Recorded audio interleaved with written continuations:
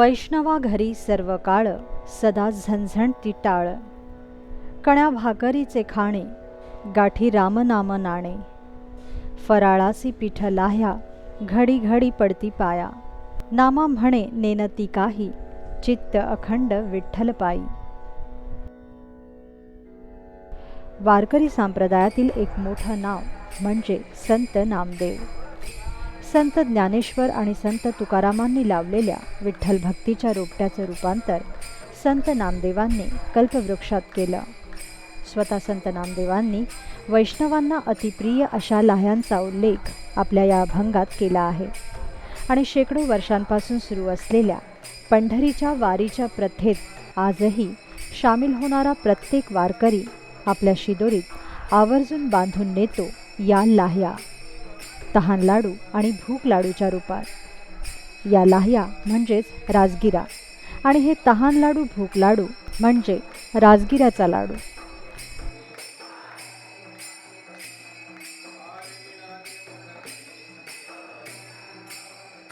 एकादशी विशेष सदरात आज आपण बनवणार आहोत देवाधिकांना अतिप्रिय असा राजगिराचा लाडू.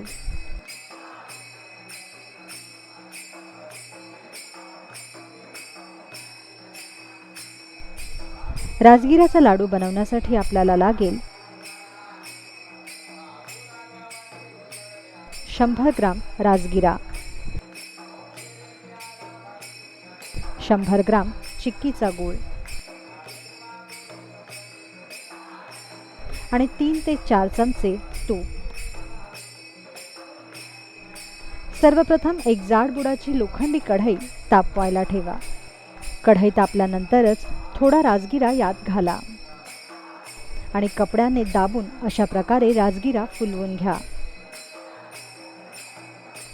2 ते 3 मिनिटात राजगिराच्या लाह्या फुलायला सुरुवात होईल.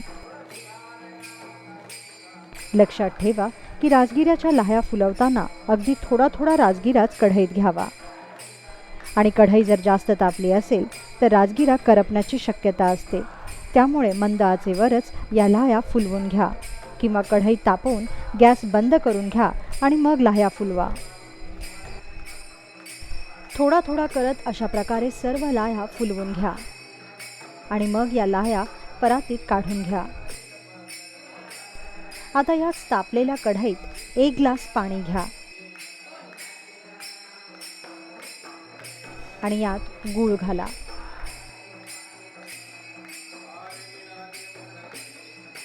दोन तारी पाक होईपर्यंत हा गूळ सतत हलवत राहा.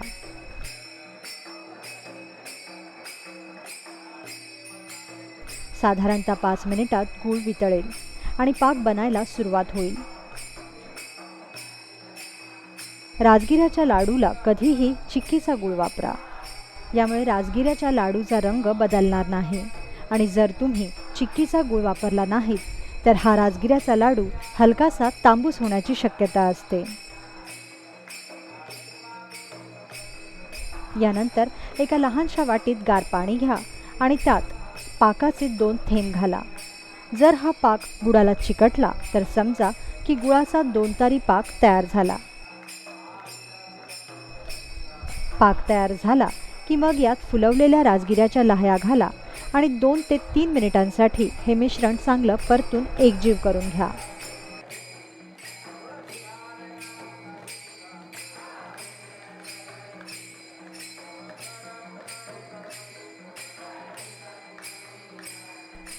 एकजीव झालेलं हे मिश्रण लगेच परातीत काढून घ्या आणि गरम असतानाच हा लाडू वळून घ्या.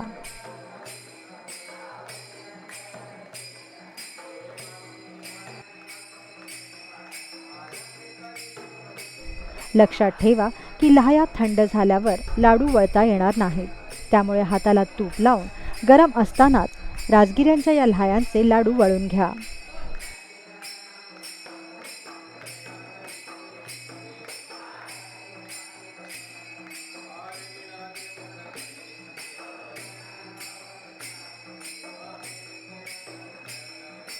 तयार झाले राजगिऱ्याचे लाडू.